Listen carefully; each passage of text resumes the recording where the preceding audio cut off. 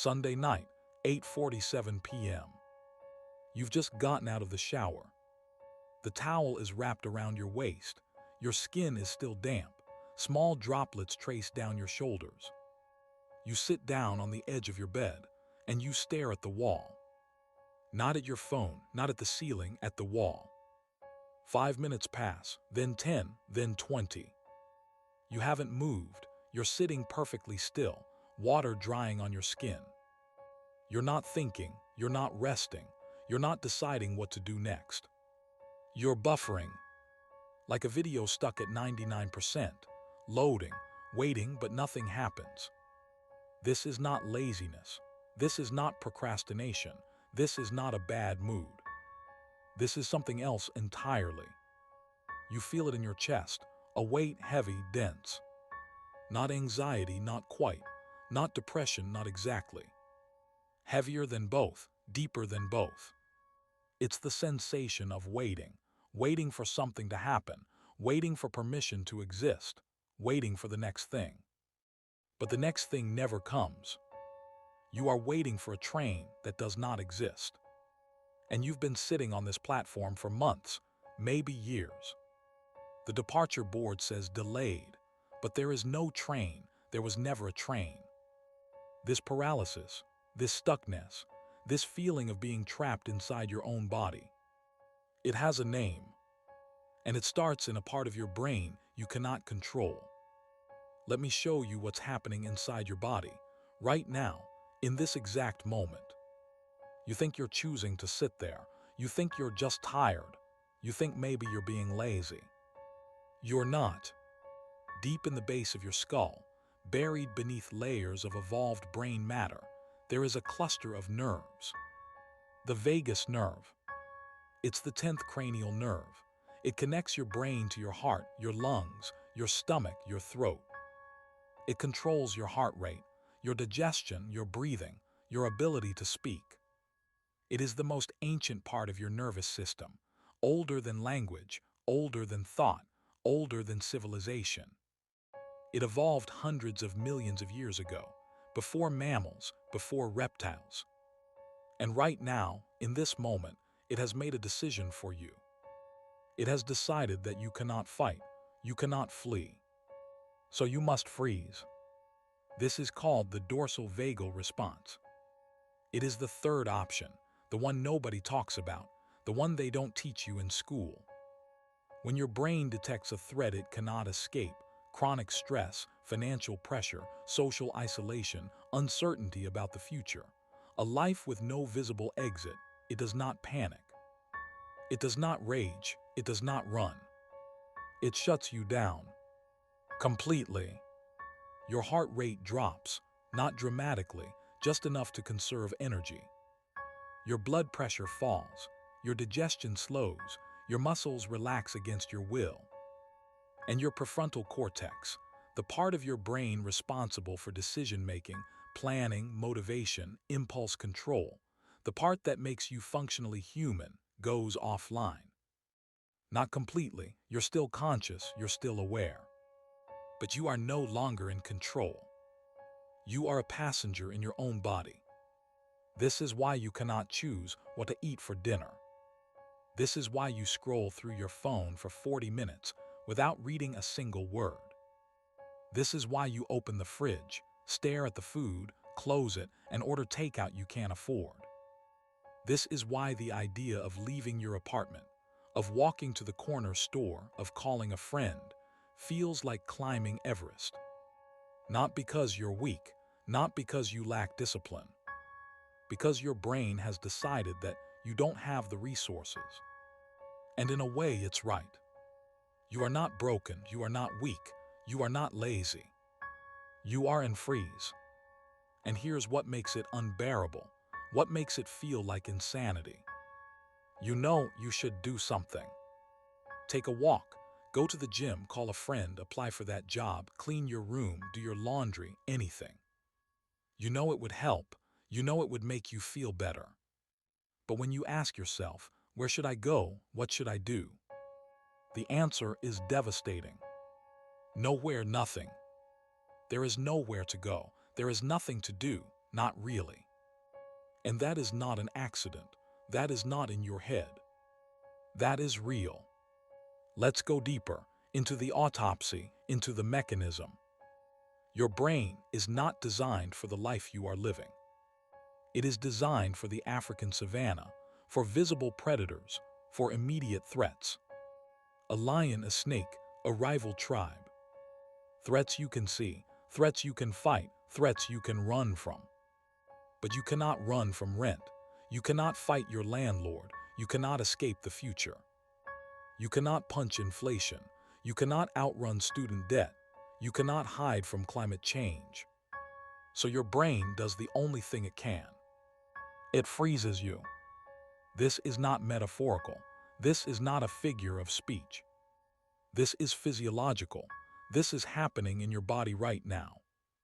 When the dorsal vagal system activates, your body enters a state called tonic immobility. It's the same response you see in animals: a rabbit caught by a fox, a mouse cornered by a cat.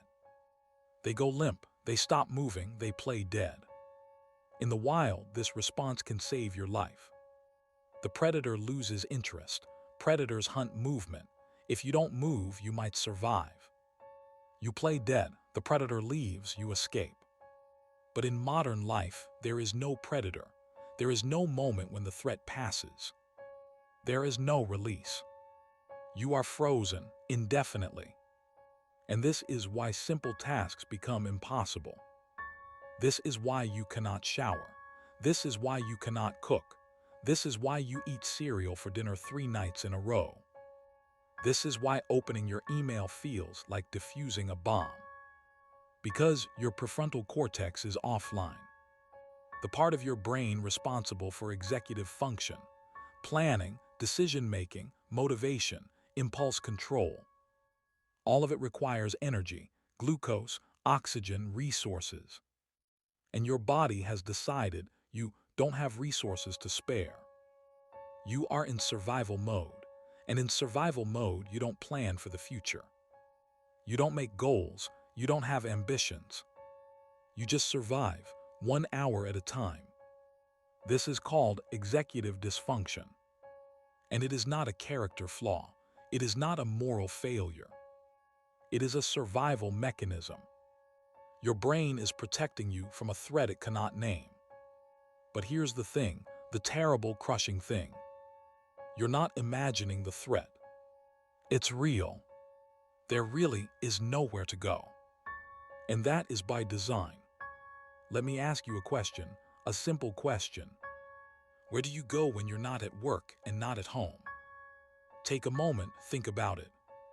Where do you exist in public without spending money, without having a reason, without justifying your presence? If you're struggling to answer, you're not alone. Because those places are dying. They've been dying for decades. And in the United States, in the United Kingdom, in most of the developed world, they are almost completely gone. Sociologists call them third places. Not home, not work, somewhere else. A place where you exist without transaction, without performance, without justification. A park, a library, a community center, a plaza, a cafe where you can sit for hours with one coffee. A place where you're allowed to simply be. These places used to be everywhere. They were the fabric of society. In the 1950s, 60s, 70s, 80s, even the 90s, they were common. Diners, malls, arcades, bowling alleys, YMCA gyms, public pools, community centers, church halls. You could walk to them. You could stay for hours. You could exist there without money. But those places have been systematically eliminated. Not by accident, not by coincidence. By economics, by policy, by design. You can still go to a coffee shop, technically. But you can't stay. A latte costs $7, $8 if you want oat milk, $9 if you want a pastry. And there's a sign on the wall, 2-hour seating limit. And if you sit too long, a barista will approach, politely, with a smile. Are you ordering anything else? You can still go to a park, technically. But the benches have armrests in the middle, metal dividers. They're designed so you can't lie down, so the homeless can't sleep there, so you can't get too comfortable, so you can't linger. This is called hostile architecture. And it's everywhere: spikes under bridges, sloped benches, narrow seats. The city is designed to move you along, to keep you circulating, to keep you spending. You can still go to the library, technically. If it's open, if it hasn't been defunded, if there's one within walking distance. If you have the energy to leave your house, if you can get there before it closes at 5 p.m. And even then, libraries are under attack, budgets slashed, hours reduced, branches closed. What's left? Shopping, consumption. Spending money you don't have on things you don't need just to feel like you exist in the world. But if you're just walking, if you're just browsing, if you're just there, you're loitering, and loitering is a crime. Security follows you, cameras track you, signs remind you, customers only. So you go home, back to your apartment, your flat, your room, your 400 square feet. This is your office. This is where you work, 8, 9, 10 hours a day. This is your gym. This is where you do push-ups in the corner. This is your cinema. This is where you watch Netflix on your laptop. This is your restaurant. This is where you eat microwaved meals alone. This is your social life. This is where you text your friends instead of seeing them. This is your entire world. And you wonder why you feel stuck. You are stuck physically, geographically, economically, architecturally. The average rent in London is 60% of the average income. In New York, it's 70%. In San Francisco, 80%. You are not saving money. You are not investing in your future. You are not building wealth. You are surviving barely. And when survival is your baseline, when every day is a calculation of what you can afford to lose, your brain does not relax. It does not rest. It does not plan. It does not dream. It freezes. Because your brain is not stupid. It's actually very smart. It knows the math. It knows the reality. It knows there is no escape. So let me say this clearly as I can. You are not antisocial. You are not lazy. You are not unmotivated. You are not broken. You are priced out of existence. You are architecturally excluded. You are economically immobilized.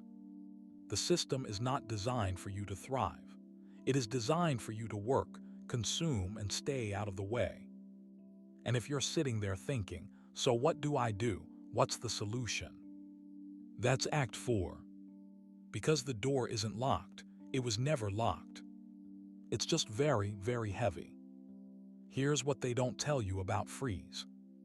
You can't think your way out of it.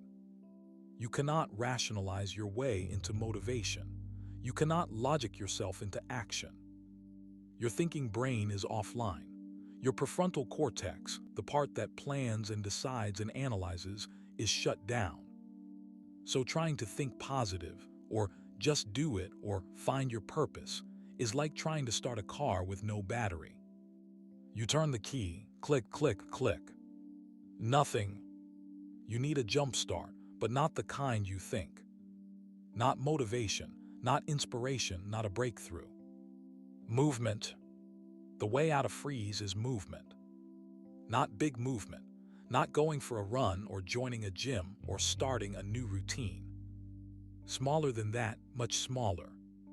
Mechanical movement, one action, no decision required. This is not therapy. This is not self-help. This is not a motivational speech. This is neuroscience. When you move your body, even slightly, you send a signal to your brainstem. A signal that says, I am safe enough to move. And your nervous system listens. It doesn't care if you want to move. It doesn't care if you feel motivated. It just registers the movement. And slowly, gradually, it begins to shift out of freeze. You are manually overriding the dorsal vagal response. Not with thought, not with willpower. With action. It doesn't feel good. It doesn't feel like progress. It doesn't feel inspiring. It feels mechanical, robotic, pointless. And that's correct. That's exactly how it should feel. Because you are not looking for inspiration. You are not looking for passion. You are looking for the next 5 minutes. Here's the protocol, the exact protocol. Step 1, choose one action, not a goal in action.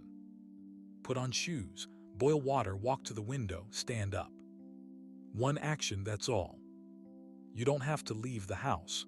You don't have to go anywhere. You just have to prepare to leave, or prepare to prepare. Set your shoes by the door, that's it. That's the whole task. Step 2, do not set a time limit. Do not set expectations. You are not going for a walk. You are not getting fresh air. You are standing outside for 30 seconds, that's all. If you want to stay longer, fine. If you want to go back inside, also fine. There is no goal. There is no success or failure. There is only movement. Step 3, notice one thing, not everything, one thing. The sound of a car passing, the texture of the pavement under your feet, the temperature of the air on your skin, the way the wind feels, the color of the sky, the hum of electricity in the streetlights. One thing, just one. You are not trying to feel better. You are not trying to be present or practice mindfulness. You are trying to feel anything, just one sensation. This is called grounding. And it works because your brain cannot be in two places at once. If you are noticing the cold, you are not ruminating about the past. If you are hearing the wind, you are not dissociating into the future. You are here in this moment, in your body. And that is enough. Now here's what happens next. Nothing. No breakthrough, no catharsis, no sudden surge of energy or clarity. No epiphany, no transformation. Just 2 minutes of movement, that's all. And then you go back inside, you sit back down. And tomorrow, you do it again. Not because you want to, not because it worked. Because it's the protocol. You are not building motivation. Motivation is unreliable. Motivation is a feeling. You are building evidence. Evidence that you can move. Evidence that the freeze is not permanent. Evidence that you are not completely stuck. Evidence that the door can open. Now let's talk about where to go. Because you won't find a third place on a tourism website. You won't find it on a list of top 10 things to do. Because third places aren't destinations, they're intervals. Spaces between, neutral zones. The laundromat at 10 p.m. The bus that goes in a loop. The 24-hour corner store where the cashier doesn't care why you're there. The hospital waiting room. The library that's mostly empty. The park bench under the streetlight. These are not solutions. These are not exciting. These are not Instagrammable. They are locations of neutral existence. Places where you can sit, where you can breathe, where nobody asks what you're doing or why you're there. And sometimes that's enough.